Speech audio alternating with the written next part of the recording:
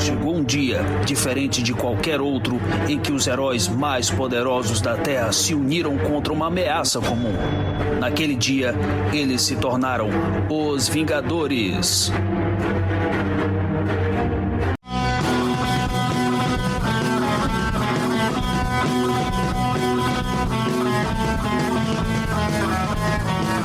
E aí, Jagunçada, bem-vindo ao novo episódio do Avante Vingadores, o seu podcast mensal do site Arte Final. Acesse lá, www.artefinalhq.com.br para acessar todas as edições do Avante Vingadores, Pilha de Gibis, e nós estamos também com nossos arquivos dos 7 Agostos, Omniverso e da Pilha da Aranha. Nós estamos também no YouTube, Orelo, Spotify e no seu agregador de podcast favorito. Só procurar por Arte Final que você nos encontrará nelas. Nós estamos também em todas as redes sociais, Twitter, Instagram e YouTube como @artefinalhq. Além do nosso feed principal, tanto o Pilha de Bis quanto o Avante Vingadores podcast estão com feeds próprios no Spotify, então você pode procurar e assinar. Então curta, compartilhe e principalmente venha comentar os nossos episódios em nossas redes sociais no Spotify e YouTube. Você quer comprar o seu gibi na Amazon? Lembre sempre de comprar utilizando nossos links que estão nos posts e também no site. Outra forma de vocês poderem nos ajudar a manter esse trabalho é mandando um pix de qualquer valor para artefinalhq@gmail.com. E sem mais delongas, vamos ao episódio de hoje. Avante jagunçada ilhada. Quer dizer, rapaz, quem tá tomando chuva aí, né? Esse momento propício do Brasil. Estamos aqui, vamos falar de ilha também. E não é nenhuma ilha paraíso, não é nenhuma ilha paradisíaca. É uma ilha que o Luiz resolveu meter a gente essa noite, né, Luiz? Exatamente. O que é melhor do que ler um quadrinho sobre adolescentes se matando, né? Até sobrar um. Olha que beleza. Em uma ilha, às vezes paradisíaca, às vezes infernal. Vamos falar hoje de um gibi. Eu ia até começar brincando que o gibi, na verdade, a galera reclama que a gente tá falando de gibi velho só, né? A gente falou do Hickman no último programa.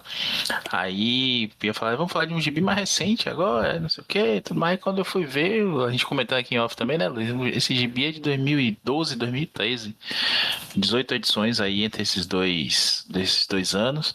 E enfim, peço desculpas aí pra quem quer ler coisa nova, mas bom, vai sair Vingadores Arena aí em breve pela Panini, tá em pré-venda aqui pelo site deles para quando, meu Deus do céu? Para a segunda quinzena de maio, ou seja, talvez logo que sair esse programa vai sair o gibizinho também, a gente não garante nada porque, como nosso amigo Daniel lá do Poptopia sinalizou, né? A gente tá em época de Copa, a gente tá em época aí que esquentando os tambores também aí para as eleições, então as gráficas estão ocupadíssimas. Nada tá garantido aí, mas vamos falar desse gibizinho hoje aí, Vingadores Arena, ou Avengers Arena, um gibizinho em 18 edições, já falei também, entre 2012 e 2013 ele foi publicado em mensalzinha. Aqui no Brasil ele saiu pela Panini também. Qual foi a mensal, Luiz? Ela saiu em Avante Vingadores, daquela que vinha o glorioso título do Rick Mender. Era o Uncanny Avengers.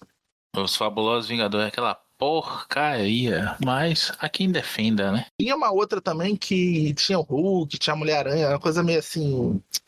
Missões Secretas. E teve até uma segunda série, ou terceira série, depende aí do nome que for usado, né? Às vezes já teve outra versão antes. E aí já tá bem fraquinha, mas eu comprei a revista inteira pra ter completa. Me falta o número 26, aí se alguém tiver. Essa eu não acho nem pelo cacete. Eu já comprei tudo que tem de Vingadores com nome na capa, menos essa. Avante Vingadores 26.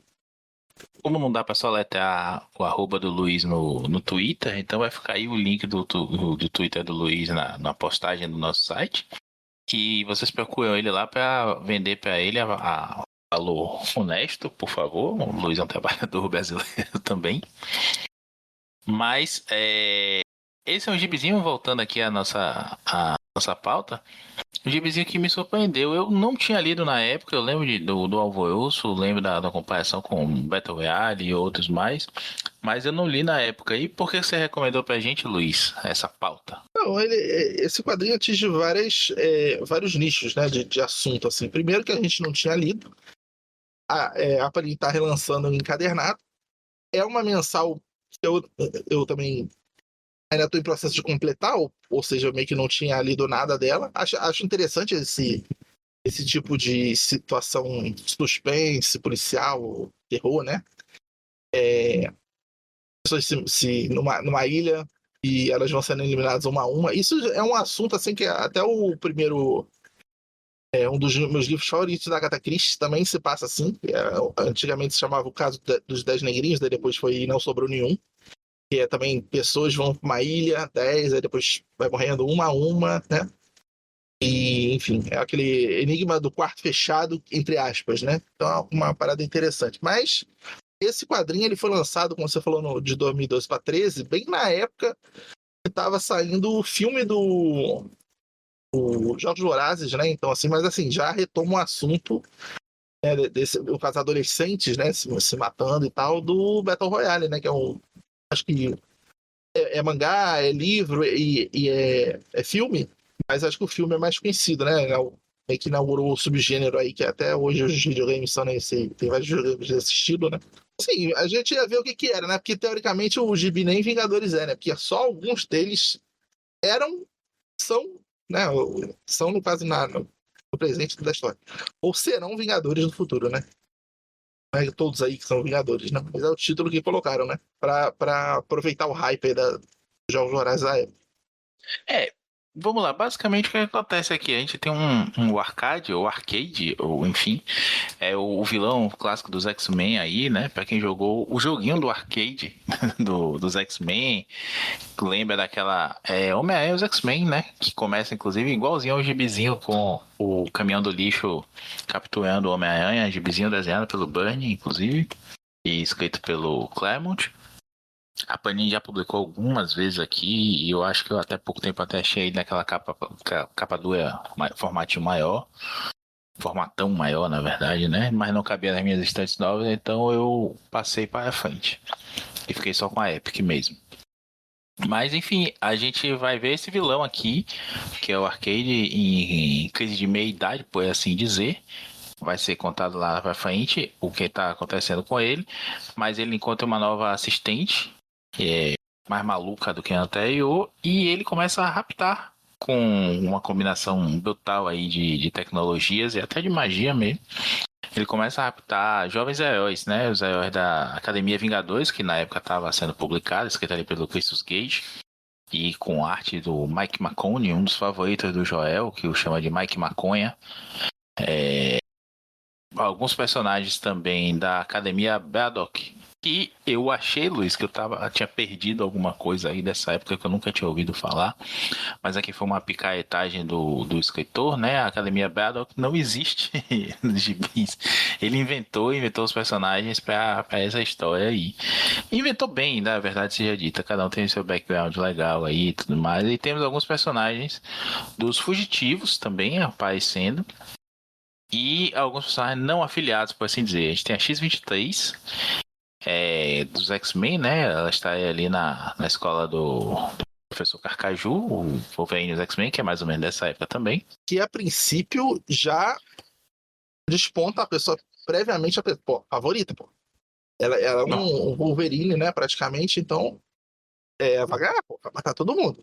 É uma coisa que tu pensa, né? Pelo menos eu pensei isso no começo. Até porque o quadrinho, a primeira cena ela ainda em cima de outra personagem. De vez em quando tem esses momentos assim de flashback e contagem de momento já na própria ilha fora de ordem, né? Pra você pensar, cacete, como é que a Nico Minoru, acho que é assim o nome, né? Tá no chão aí praticamente morta. Meu Deus, como assim? Ela tava boa na outra edição? O que aconteceu? Então você cria-se essa abertura, como se fosse uma série, um episódio, né? Que você pensa, como é que é. Tipo Breaking Bad, né? Deve ter um termo em inglês pra isso. Você começa contando meio que fora de ordem, ou até como termina a revista no começo, como chegou nesse ponto. Então é o típico mensal da Marvel, né? Você tem que atrair o leitor e ir lendo edição a edição, né? Pra comprar as próximas, né? Eu confesso que pra mim funciona como splash page mesmo, né? Chama a atenção, bacana, assim. Opa, isso aqui parece legal, vou ler o resto. Mas no meio do gibi eu já não tô mais me importando com isso. Eu nem lembro o que foi que aconteceu. Só quando chega no final mesmo você. Então foi aqui que começou. Legal, mas. De fato, né? É um recurso aí vindo da TV, né? O Hopeless que tem histórico disso.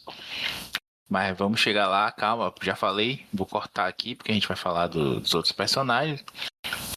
Mas Em resumo, né? Academia Vingadores, Academia Braddock, Fugitivos, tem a X-23 e alguns outros ali que não estão ligados a lugar nenhum. Alguns são personagens novos, outros mais conhecidos aí, até da gente dos formatinhos. O gibi é escrito pelo Dennis Hopeless, que trabalhou com Marvel, Image, Dark Horse, fez algumas coisas bacanas na Boom também, e outras minis ou pequenas editoras por aí.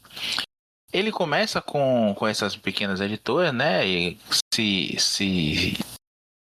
se faz o nome dele ali com Hack Slash na Image, e daí ele vai para vários cantos, né? Principalmente meio na Marvel. Ele sumiu de lá, mas ele fez coisas como Cable e a X-Force com o péssimo Saul LaRocca, né? Inclusive eu ia brincar, Luiz, que aquele título que a gente falou mais cedo só não é a pior porque não é desenhado pelo Saul LaRocca.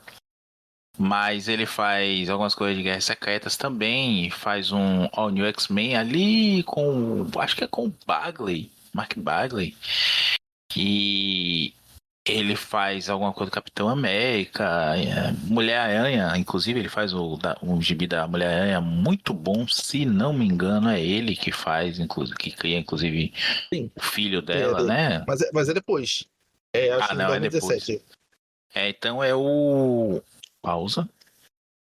É ele mesmo que fez. Eu falei que não faz. Fez sim. Olha, é ele mesmo, é. É ele, Ele fez Dennis. em 2017. Se não me engano, mas não é 2017. É isso mesmo, ele faz.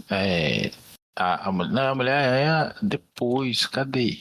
Eu só notei que ele escreveu antes a Legião dos Monstros, que tem uma personagem que tá nessa. Não a personagem, mas.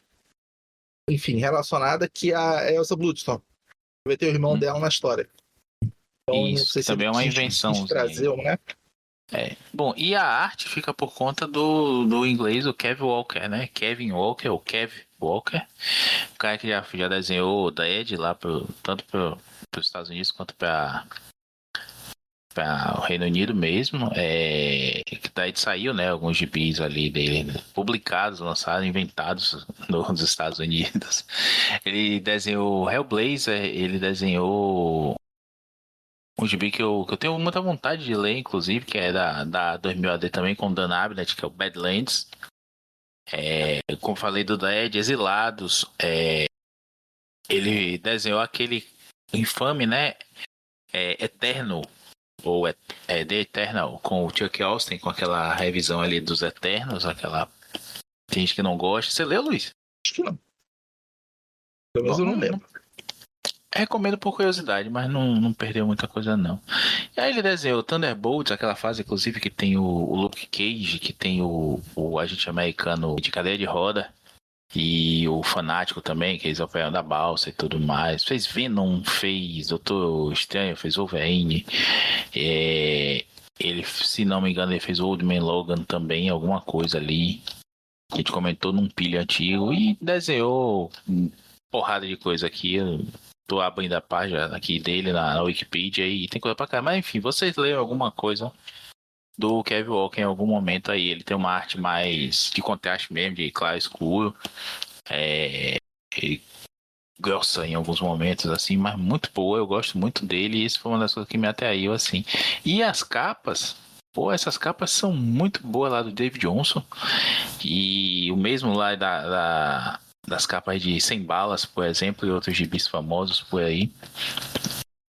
Chama bastante atenção. Tem uma, inclusive, a capa da edição 5. É uma brincadeira com Laranja Mecânica, o filme, né? Que a gente tem ali o Kid Beitão saindo do ar, assim, né? Igual o pôster do Gibi. É um personagem também que lida com violência e tudo mais. Então tem uma rima bacana aí na história.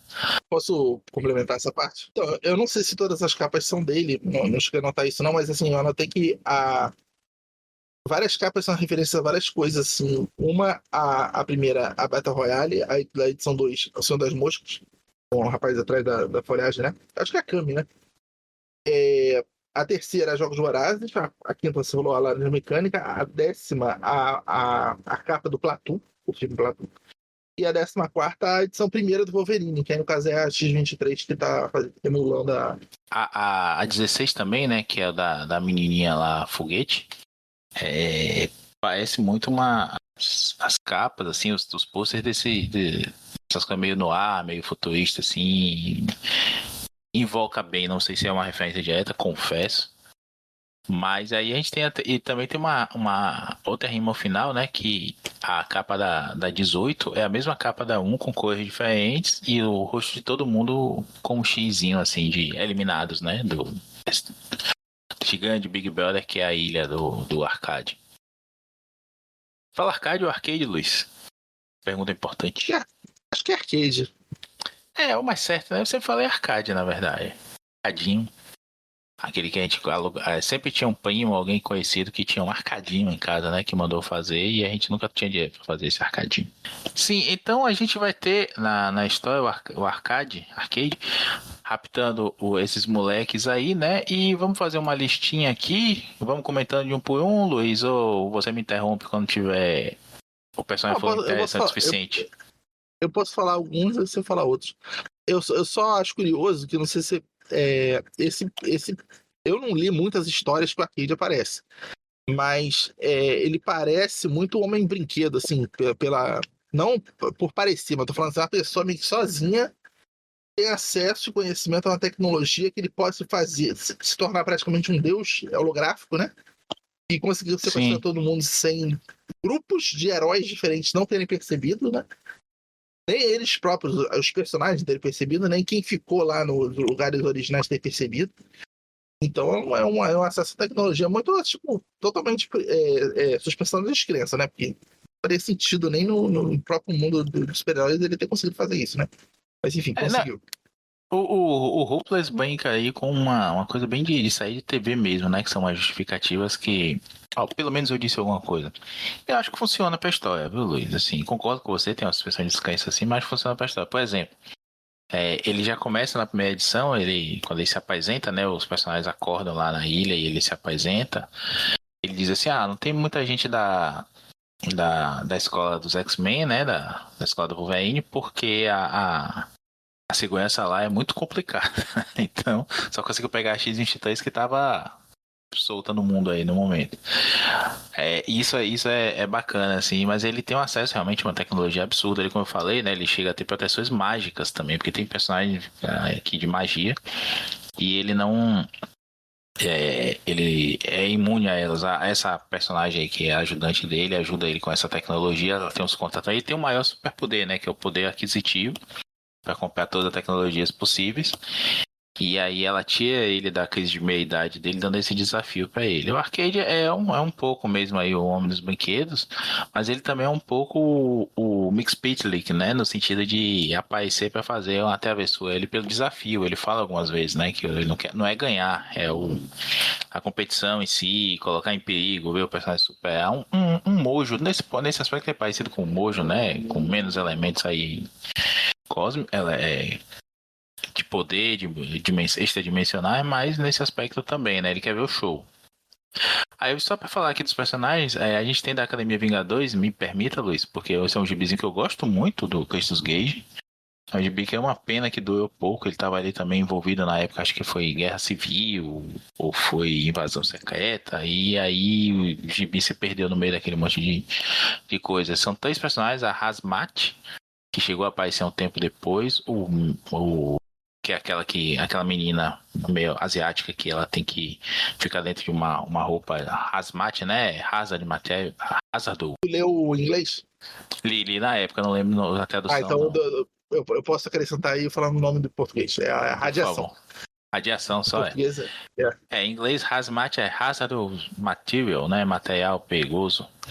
E tem um metal, que é aquele bicho que parece um caveira vermelha bombado. Como é o nome dele em português, Luiz? Não faço ideia. Vigoroso. E o Réptil, que é um menino latino que se transforma em dinossauro, que eu acho massa, assim, como toda criança, esse meu lado criança ainda não cresceu. Eu adoro de personagem com dinossauro. Devil Dinossauro, né? O Dinossauro Demônio e a Garota da Lua, que é um gibizinho muito legal também. O Marquito não deixou eu falar no Pilha até hoje, mas eu vou falar um dia. E temos correndo por fora aí, mas que acho que já foi Vingador, o Falcão de Aço, né? O Darkhawk, que é aquele personagem lá que até destoa, né? Na própria história até é comentado, pô, mas você é mais velho, você não é tão jovem assim, que porra você tá fazendo aqui? Aí ele brinca em algum momento ali que ele parece mais novo do que é e tudo mais. Quer seguir, Luiz? Ele era um novo guerreiro, né? Ah, é, ele é Novo novo guerreiro. guerreiro, é isso mesmo. Mas eu acho que ele foi, posso estar enganado aqui, ele não foi dos defensores em algum momento, não. Acho que não foi dos Vingadores, não.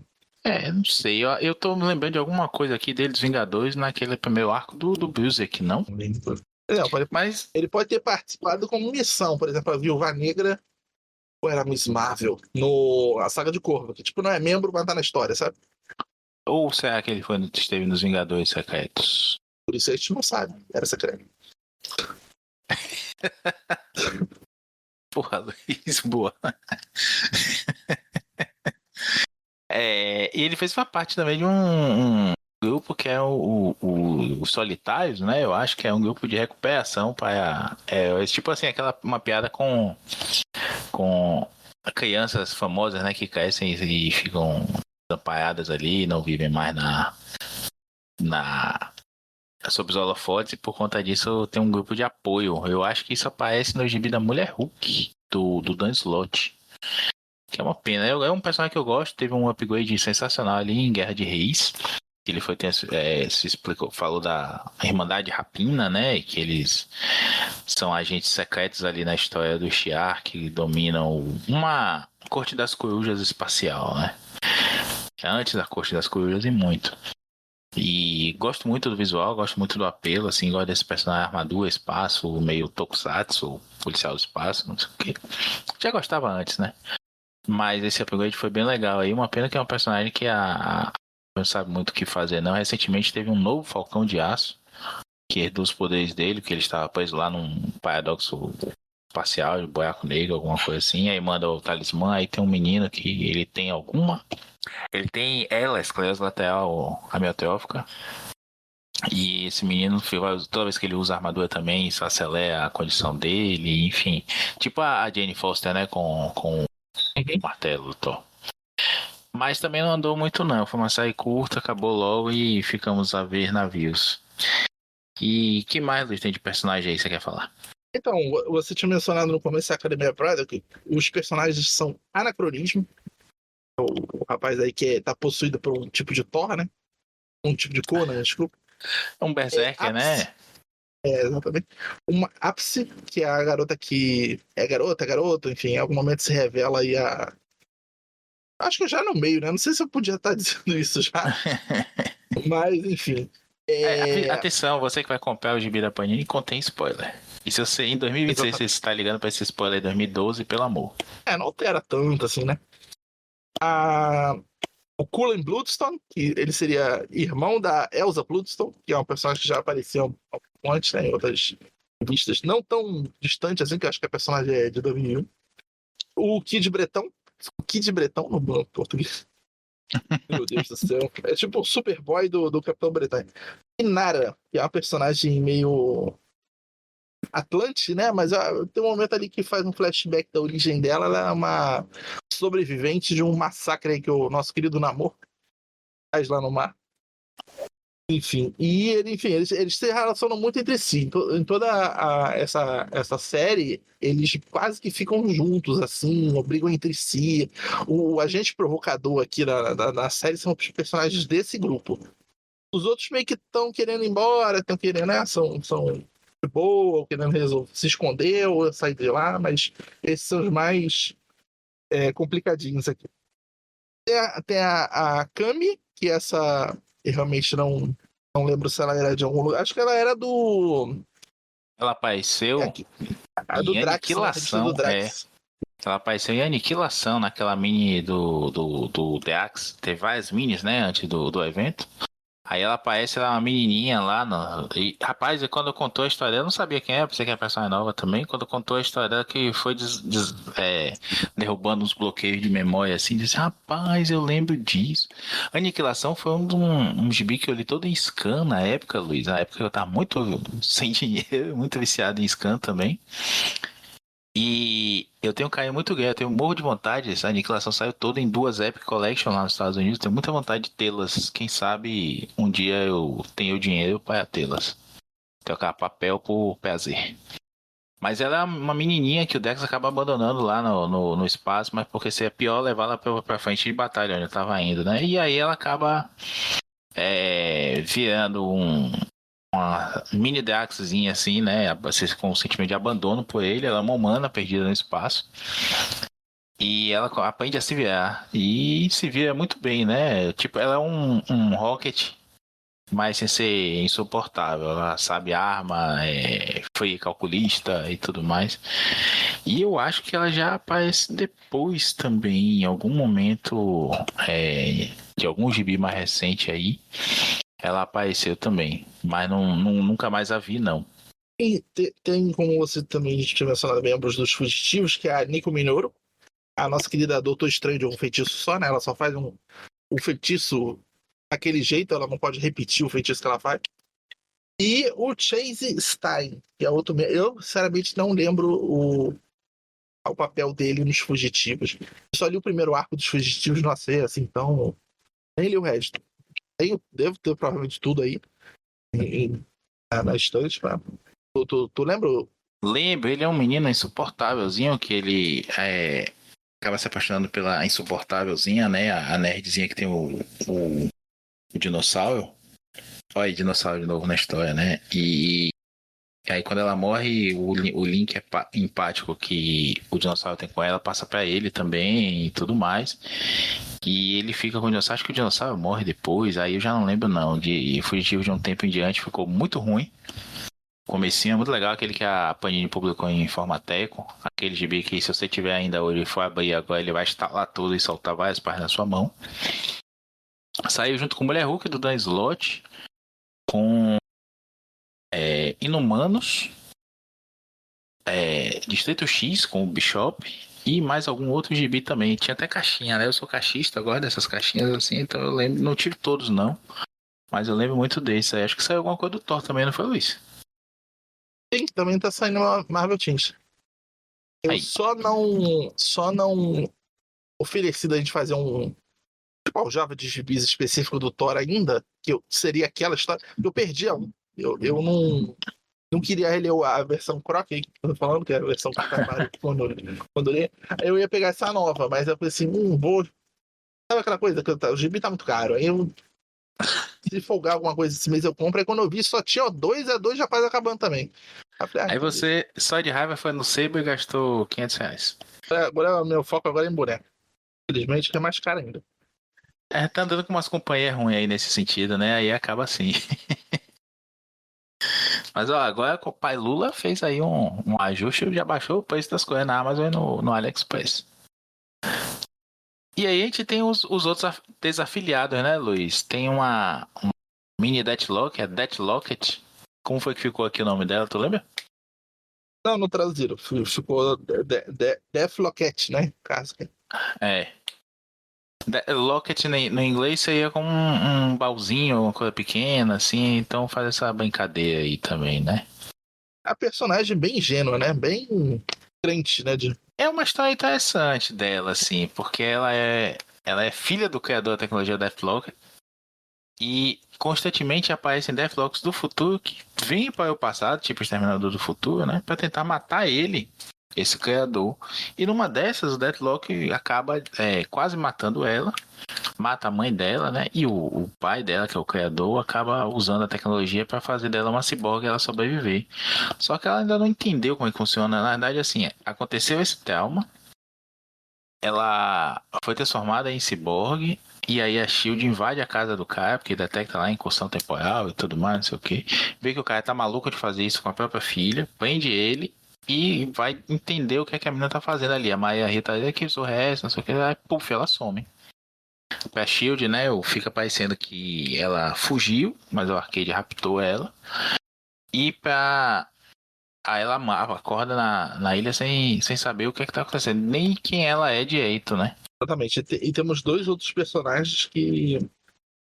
Um eu lembrava pelo título que ele veio, né? Mas não da história em si, porque eu não li, acho que nem saiu no Brasil isso. que é o Justin. Que ele comandava aquele Sentinela numa revista chamada Sentinela, Sentinel. E cujo autor, aquele Steve McKeever, acho que é o nome, assim que pronuncia. Isso. Ele chegou a ganhar um Eisner por algumas revistas na época como grande talento, talento que estava despontando. Tinha um Eisner com uma categoria com esse nome. E ele ganhou, uma das revistas que ele escreveu naquele ano foi, eu acho que o Tom Bendis ganhou essa categoria do Eisner no outro ano. E, enfim, eu acho que em algum momento eles pegaram todos os personagens adolescentes que estavam com ponta solta e colocaram aqui. Que nem o Hickman fez lá nos Vingadores, que a gente tá comentando aqui também no Avante Vingadores. Ele pegou todos os personagens cósmicos possíveis que estavam em limbo aí e botou na história dele, né? Pra dar uma justificativa aí. Agora, a última que sobrou aqui pra gente falar, a 16ª, né? É a Corvo Vermelho, que eu, sinceramente, joguei. Ela apareceu em umas 3 ou 4 revistas só na história. E nada muito, assim, revista muito relevante. Então, ela também morre no começo, né? Isso aí não vai afetar tanto o spoiler na história, porque seria a menos conhecida de todas aqui, né? A única coisa digna de nota, pra vocês verem como não é digna de nota, é que ela foi criada pelo Scott Lobos. Só voltando aí no Justin, eu tava lendo, recentemente saiu uma série Sentinelas, que dá uma continuidade aí pra história do Justin, né? Ele parece ter um destino aí, que esse spoiler eu não vou dar, em Vingadores Arena, mas aí se descobre que o Sentinela, né, que ele pilota, que é amigo dele, na verdade, que ele fica consertando. O Sentinela tá todo ferrado aí no gibi todo, então não faria sentido, né, você ter um Sentinela totalmente operacional aí, não ia sobrar pra ninguém. Mas nesses Sentinelas aí, que esse gibi saiu logo após o final de Krakoa, inclusive causou revolta, ultraje entre os Krakoers, os cracudos de Krakoa, que é um absurdo, né? De repente dar um título para máquinas que caçam mutantes, que é como se no mundo atual fosse dar um título defendendo a polícia. Oh, meu Deus do céu. E nesse gibi é revelado que ele sobreviveu graças a uma infusão de nanotecnologia quando ele tá numa situação complicada lá desse gibi, e ele consegue escapar e vira meio que um ciborgue, meio humano, meio sentinela. Personagem ruim por inteiro. E ele tem um papel quase central aí nessas sentinelas, e depois ele apenas vai embora, pega um sentinela que ele recuperou lá pra ser sidekick dele e vai embora. Ou seja, um personagem realmente nada digno de nota, né? E a X-23, que dispensa apresentações, com certeza a favorita de todo mundo que leu o gibizinho, e que vai sofrer aí bastante com um detalhe, Luiz, que não se fala muito mais, ainda bem, né? Não precisa ficar esperando toda hora. Mas ela é programada com uma vulnerabilidade a um cheiro específico, né? Que ativa o instinto assassino dela, então ela não consegue se controlar. E em alguns momentos na história o Arcade usa isso justamente para fazer dela um coringa ali e sacudir as coisas. Eu não sei o nome que tava em português também. O que tu falou? O gatilho... O cheiro lá, né? Olfativo? Tem um nome. Trigger Scent. Enfim, esse gatilho aí olfativo para X-23 é uma série de... Porque, assim, a gente já se adentrando um pouco na história, um cerne mais ou menos médio da série inteira, e, assim, até uma crítica minha, eu não vou querer ficar lacrando aqui, não, mas, assim, eu acho há um subconsciente de escritores americanos, isso é até o próprio cerne do Capitão América, que é você partir do... Tudo bem que eu não vou ser o cara do The Boys aqui, mas, assim, parte do princípio de que nossa, eu tenho um superpoder, eu vou fazer o bem ao mundo. É meio que automático, entendeu? Então, tipo assim, não, eu também não acho que... Eu sou mais... Acho que é o Hobbes que fala isso, né? Que o homem é o lobo do homem. Então, eu sou, não lembro. E eu acho que uma pessoa com superpoderes dos poderes que existem no mundo da Marvel, a pessoa ia virar um Capitão Pátria. Todo mundo... O mundo ia acabar em um dia, entendeu? Tem até um quadrinho que chama 8 bilhões de gênios. Tu leu esse? Não, mas sei qual é, tenho vontade de ler. Então, imagina se todo mundo tiver um desejo. Tudo bem que lá tinha uma regra de que não podia prejudicar, matar outras pessoas e tal, mas em algum momento um desejo bate no outro e acaba, né, as pessoas diminuindo a quantidade da humanidade. O que eu tô querendo dizer é o seguinte, eles meio que no começo, eles não têm inimizade, eles não têm conhecimento, e até alguns são vários do mesmo grupo. Não faria sentido, pela própria lógica da coisa, vamos supor que, tá, eles matassem todo mundo, aí sobrariam os 5 da Academia Braddock, por exemplo. É o grupo que tem o maior número de pessoas reunidas pelo mesmo grupo. E aí eles iam se matar e se sobrar um. Tipo assim, não tem uma lógica que o Arcade faz que é tipo, dá 30 dias. Ele bota numa ilha. Mas assim, eles. Não faz sentido a própria coisa em si, dessa coisa subconsciente de quadrinhos da Marvel e da DC, de que os super-heróis estão lá pra, né? Porque eles são super-heróis. Eles não vão. Em algum momento eles vão se organizar, mas não é bem o que acontece. Não é, Maurício? É, A lógica, então, seria o contrário disso, seria os 12, os 16, aliás, se juntarem e enfrentarem o Arcade, que é o que eles fazem no começo, né? o Arcade acaba dissuadindo eles, né? Com algumas artimanhas ali. Ele mostra como ele é todo poderoso naquele ambiente ali, né? Ele é um deus ali mesmo, por conta dessa vantagem tecnológica e ambiental. Mas eu concordo com você, voltando um pouquinho aqui antes da gente prosseguir. Eu acho que isso tem muito a ver com esse entendimento, né, dessa doutrina do Destino Manifesto. Dos americanos se veem como salvadores. Então, se eu puder mais, eu vou fazer mais. Grandes poderes, grandes responsabilidades, né? Mas a gente sabe que não é bem assim, ainda mais justo americano, né? Mas voltando aqui à história, e essa apresentação, Luiz, a gente está fazendo aqui um overview, né, do gibi. Mas essa apresentação que o Arcade faz na primeira edição logo ali é muito legal. Ele dá uma noção logo assim do que é o gibi, do que é que vai se propor, né? Ele propõe nesses 30 dias. Quem sobreviver vai embora. E com a garantia de que vai ter o nome limpo e tudo mais. Ó, não vai ser condenado por matar ninguém. O Arcade não tá transmitindo isso, ele tá assistindo sozinho, não é uma TV a cabo que tá publicando aí pra todo mundo, não. Não é tipo o Salvation, né? Do Daniel, que ele publicou aí. É pra diversão pura e simples do arcade mesmo. Ele controla tanto que tem quadrantes nessa ilha, né? Vai ter, vai ter praia, vai ter floresta, vai ter neve, vai ter rio, vai ter mar. Parece que tem um mar infinito. Deserto também, é verdade. E tem alguns safe points, por assim dizer, né? Algumas áreas seguras que tem caixinhas lá com mantimentos. Em algum momento ali ele ativa isso também para forçar a, o andamento das coisas, os personagens se enfrentarem e tudo mais. Ele usa essa questão da adolescência mesmo, né? Dos amores adolescentes que tem ali. Tem o Capitão Betão, que o poder dele, ele é um babaca, né? Ele é um Guy Gardner, né? da tropa dos Capitães Britânia, mini Guy Gardner, e o poder dele é baseado em confiança. Então, quanto mais ele se sentir bem, né, se achar o fodão, ele mais fodão será. Tem até um flashback dele criticando o Baron Braddock da 616 por não fazer isso, né? Por não tirar essa onda toda.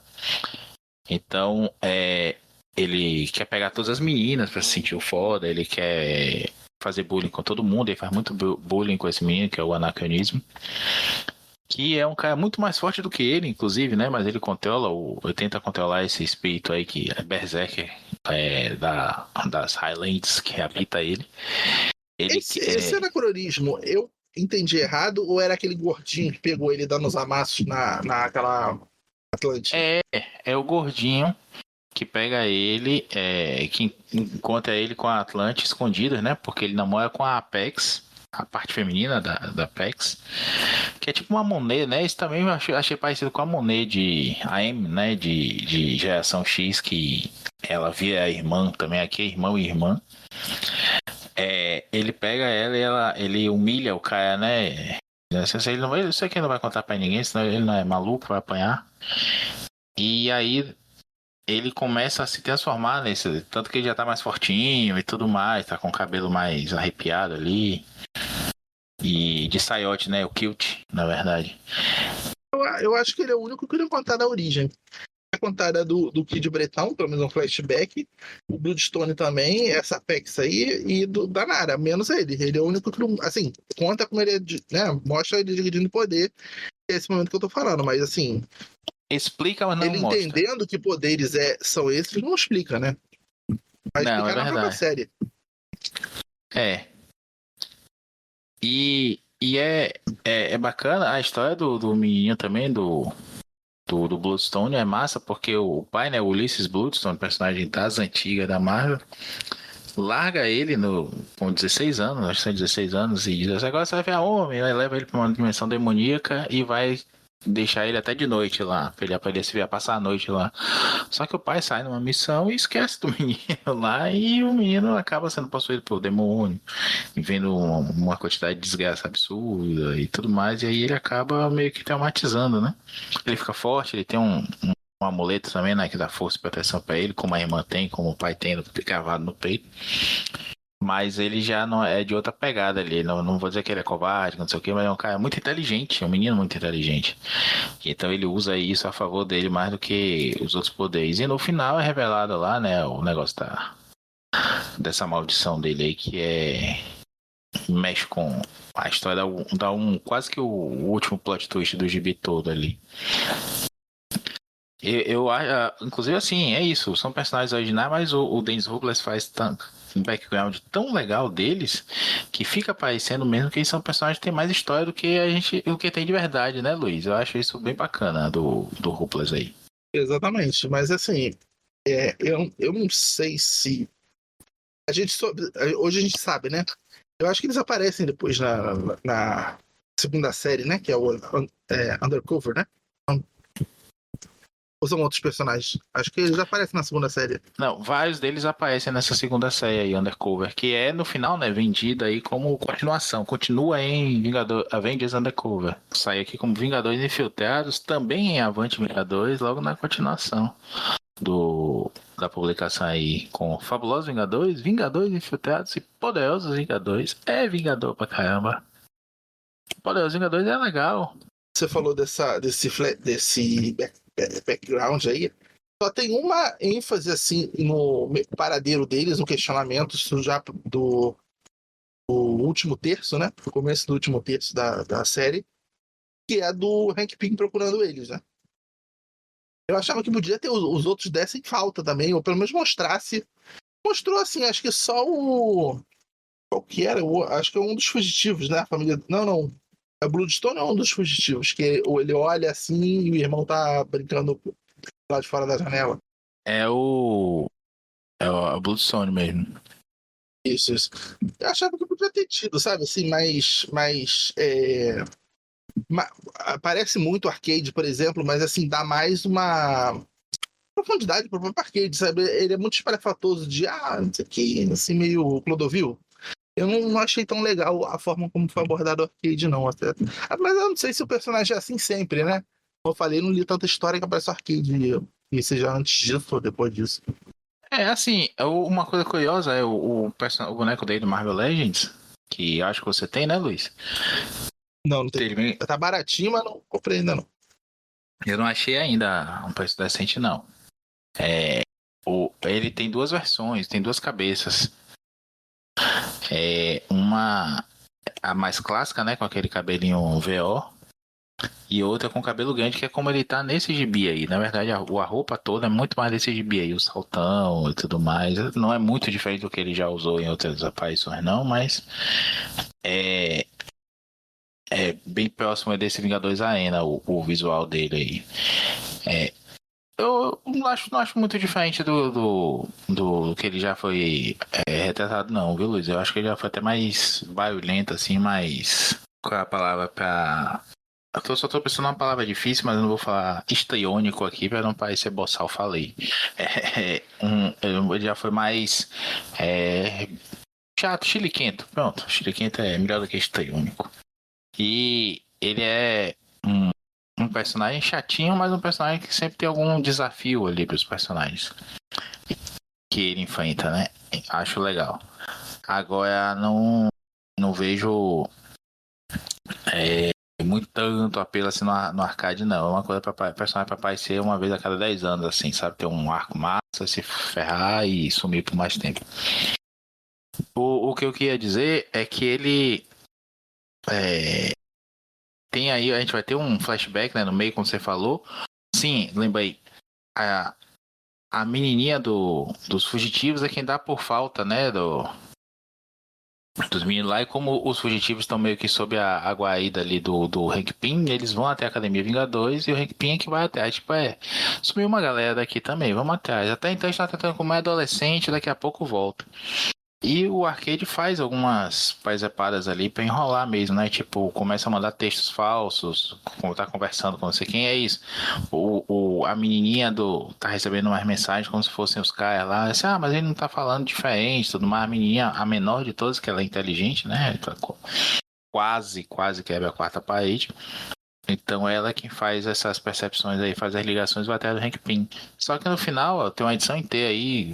Christos Gage, né, escritor de Academia Vingadores, ele que escreve essa, não é o Hopeless, o Hopeless não escreve essa aí, a seguinte. E ele acaba sendo dissuadido, né, convencido de que são só crianças apontando que daqui a pouco elas voltam. Mas, ao mesmo tempo, a gente vê no final, quando tudo é descoberto, né, um dos personagens que aparece logo é o Hank Pym, com a galera da Academia Vingadores, a Tigresa na época e tudo mais. Então, acho que em algum momento ali, Luiz, ele continuou procurando. Não sei se isso vai ser mais explorado adiante, mas eu espero que nesses Vingadores Infiltrados aí apareça mais alguma coisa. Acho que se a gente tivesse lido a outra pra botar nesse episódio também ia ficar muito grande, sabia? Mas é um negócio que era bom pra gente ler, mesmo que a edição. Vai aparecer depois. Talvez, só pra dar uma frase a mais, sabe? Mas enfim. Quem sabe um dia aparece depois. Mas não se preocupem não, que a gente fala depois de Vingadores Infiltrados também em algum programa futuro. Talvez com algum convidado também. Então, o grande problema dessas séries assim é que, tipo assim, talvez só fases inteiras da própria mensal valeria a pena gravar, como a gente fez na Saga dos Vingadores, que a própria, né, são 60, 70 edições ali que a gente comentou antes também, a gente comentou até a 311, 313, que é aquele arco do Nova Gigante, né? A gente em algum momento vai adentrar nos Vingadores da Costa Oeste, e agora ele tá fazendo esse do Hickman. Então, assim, gravar uma série de episódios de séries de quadrinhos paralelas, derivadas, spin-offs de tamanho médio, não valeria a pena. Então, mas aí também fica complicado. Como a gente vai gravar uma mensal de, sei lá, 30 edições, que é pouco, considerando o resto, né? Mas, pô, vai ter 30 edições para gravar um episódio. Então a gente. Um exemplo, a gente poderia gravar essa Academia de Vingadores. Eu não sei quantas edições tem.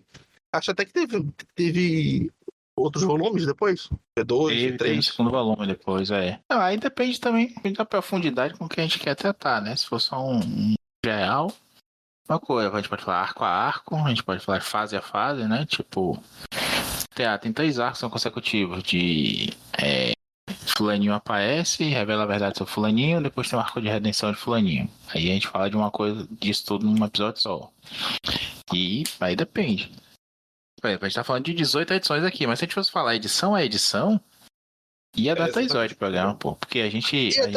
Até porque acontecem micro-acontecimentos, uns 5, 6 em cada edição. Então é um negócio assim, né? Nessa edição são adolescentes, né? Então, nessa edição aqui, essa garota tava de namorico. Aí já no final da edição, ela já tá querendo dar um tiro de canhão nele. E a outra, ela ficou congelada. E essa aqui ficou morta. Mas na outra edição não tinha morrido, não. Na realidade, ela saliu e deu tiro nela. Complicado, né? Inclusive, nesse aqui, eu acho que a gente já falou que dá pra falar. Então, assim, só pra. Em algum momento essas alianças mudam e tem discussão. Sim. E os grupos vão para outros lugares, fugindo uns dos outros, mas assim, tem mais ou menos um eixo. Não significa que se eu não falar, o personagem morreu. Morreu. Não significa que foi nesse momento. Eu tô falando assim, há um agrupamento ali do anacronismo com Bloodstone.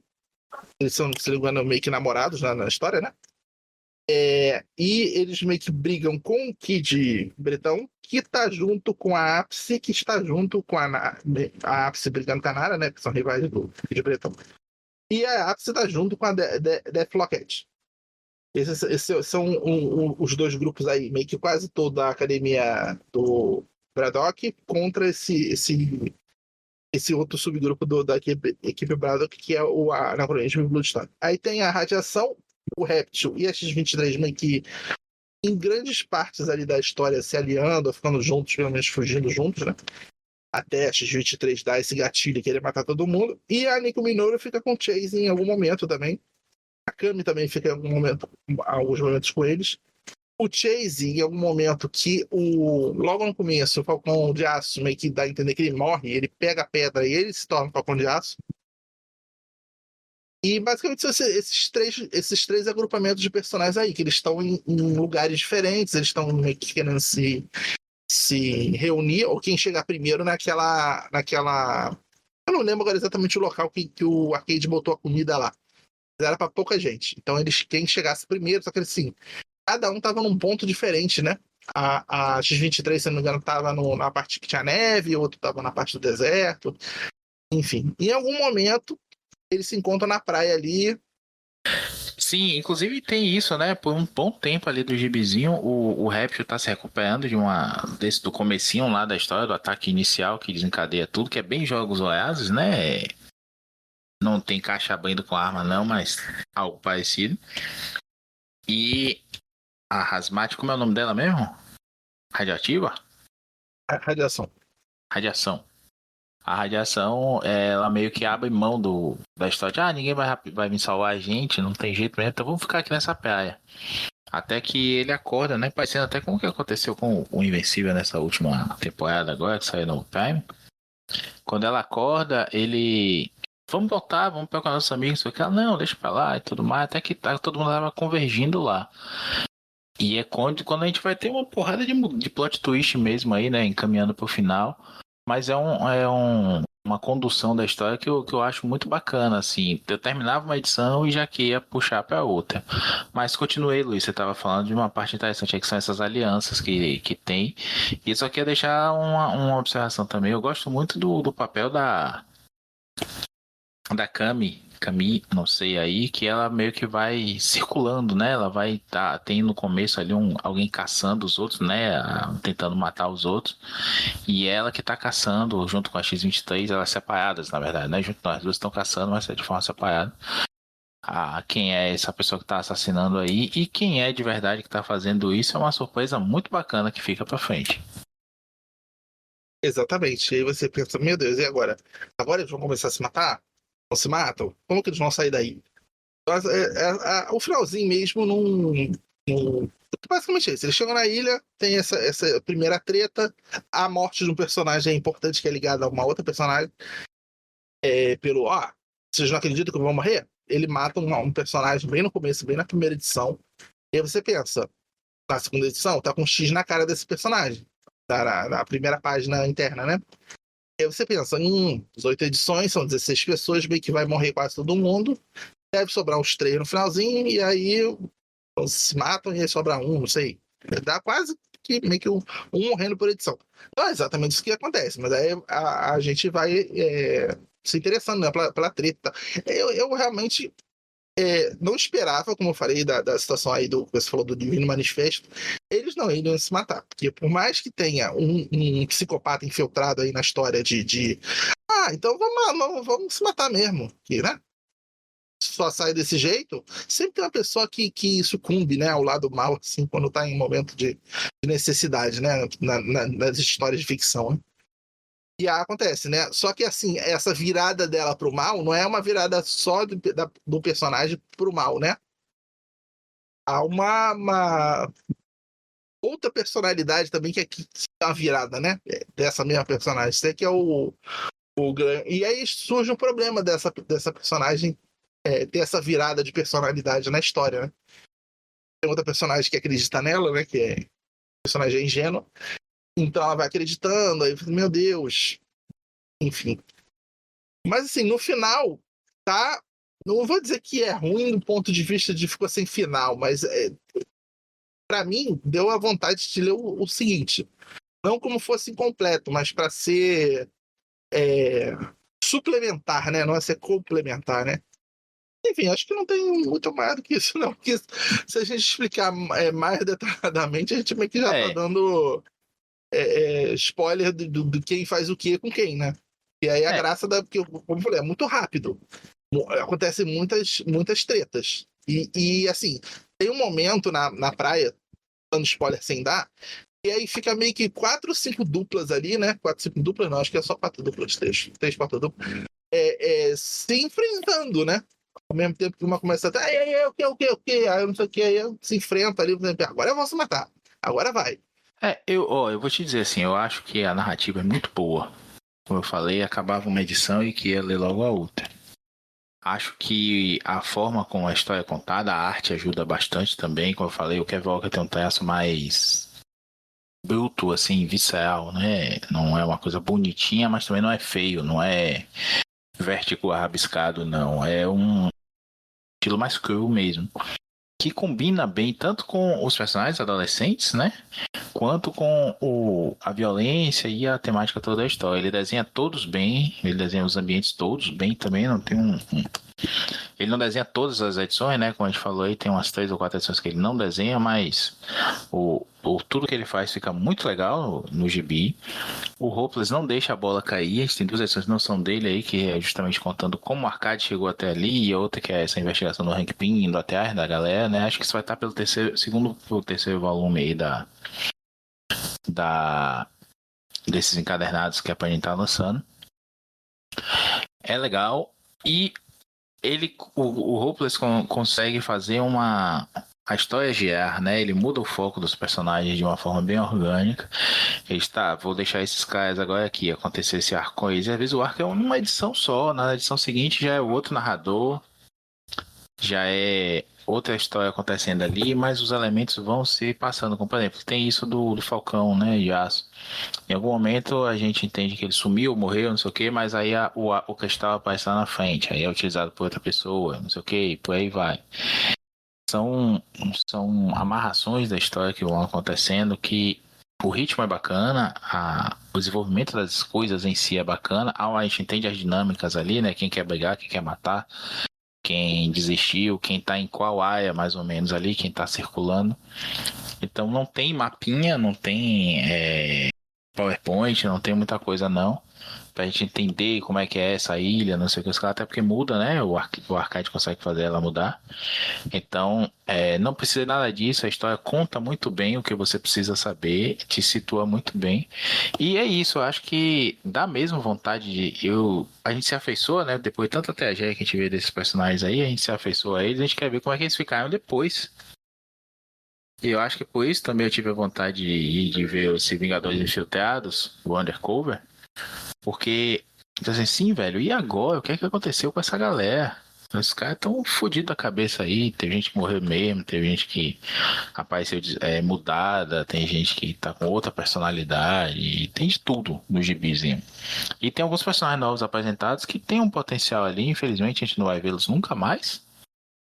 Mas são personagens bons, como eu falei, esses todos da Academia Braddock são muito interessantes. Eu leio esse gibizinho aí por 36 edições pelo menos. E você, Luiz, valeu a leitura? Vai comprar? Não vou comprar porque eu tenho a versão. Eu sempre evito comprar o encadernado. Assim, eu não vou dizer que é uma decisão acertada da Panini lançar em 3 volumes conforme os arcos que deram lá fora, porque isso não é um mérito da Panini daqui. Isso aí, com certeza, saiu na Espanha e na Itália, que a Panini... Acho que tirando o Saga D, que também é um formato meio que copiado, né? Não o corte que ela faz aqui no Brasil, mas assim, tudo que ela lança é um formato que já existe em Espanha e Itália. E lá deve ter saído, né? Ou não, né? Enfim, talvez tenha saído de formato, ele tá trazendo esse formato. Tem algumas coisas que eles fazem isso, né? Eles lançam alguma coisa de Marvel Essenciais em outro formato ou outro formato de Marvel Essenciais no Brasil. Mas meio que já tem material digital lá. Eu achei interessante, assim. Eu não sei se eu mencionei isso no começo, o autor até ganhou um prêmio Harvey talento, né? Uma revelação talento em 2013 por conta desse quadrinho. E assim, era uma coisa que podia ficar horrível, porque era uma cópia descarada só pra entrar no hype do Jogos Vorazes, né? E praticamente só bucha, né? Só personagem C, personagem adolescente C, né? E foi um gibi muito bom. Pelo menos a seguinte eu vou ler. Não sei se teve um V3, acho que não teve, né? Acho que só parou nessa segunda aí. Acho que fica aí mesmo. Acho que você resumiu bem, viu, Luiz? Ufa no hype desse formato aí, né? Adolescente se matando. Tem aquele Assassination Classroom também, pelo que não li, mas pelo que eu entendi a premissa é mais ou menos isso também. É adolescente se matando, o sonho de todo adulto, né? Ver aqueles adolescentes chatos farmando aura enquanto sangram até a morte. Mas gostei mesmo. Vou atrás desse aí. Quem sabe a gente consegue gravar aí.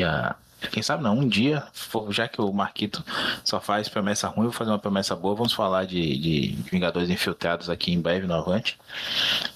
E acho que dá pra fazer algumas variações desse tema aí. Acho que tem personagem de Marvel que dá pra fazer isso de uma forma mais cósmica, com o Mojo, como eu falei mais cedo. Dá pra fazer com o personagem do Aranha, personagem dos Vingadores tá aí já, né? Mas até personagem novo mesmo. E isso que foi uma coisa que me senti falta, porque assim, tem muito personagem adolescente coadjuvante do universo do Homem-Aranha que podia ser potencialmente morto editorialmente, né? Mas aí eles meio que quiseram dar a variada, né? Acho que dá pra usar mais personagens conhecidos, você tem razão, né? Talvez os novos guerreiros, por exemplo, já fossem mais velhos aí do que essa média. Mas Como tem outros punição personagens. da Guerra Civil, né? Botar aquele suplício, né? Aquele personagem. Nossa, é o Speedball Emo, né? Eu acho que eles também ficaram com medo de matar esses personagens para depois eles podiam querer usar, né? Então acaba que tem essa picaretagem aí de criar vários personagens novos só pra morrer, só pra ser bucho. Mas a gente se importa com eles ao longo da história, né? É feito de uma forma mais bem orgânica até, então valeu a leitura. Gostei. Dessa vez valeu a indicação, Luiz. Da próxima, quando eu indicar alguma coisa, não garanto nada. Agora, a pergunta que eu não quero calar.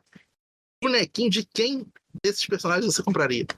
Cara, deixa eu ver. Ó, X23 não vale, né? Não. Se você já tem, não vale. Eu tenho dela como nova Wolverine, serve? Acho que sim. Deixa eu dar uma olhada aqui. Ó, Falcão de Aço eu quero ter também, mas é um personagem assim, dos novos, né? Tá Nico Minoru também tá difícil de achar. Mas eu curti muito o menininho lá, o Cullen Bloodstone, né? Ele tem uma camisa de caveira só assim. Não sei, é um personagem quase que roupa normal. Mas eu gostaria dele. O Anacronismo também é um personagem bacana. O Réptil seria difícil reproduzir os poderes dele, né? Então, não sei se tem. Eu comprei um boneco normal, eu comprei esse da linha do Parque dos Dinossauros, que é todo articulado. Um Velociraptor daquele. E diria que é ele.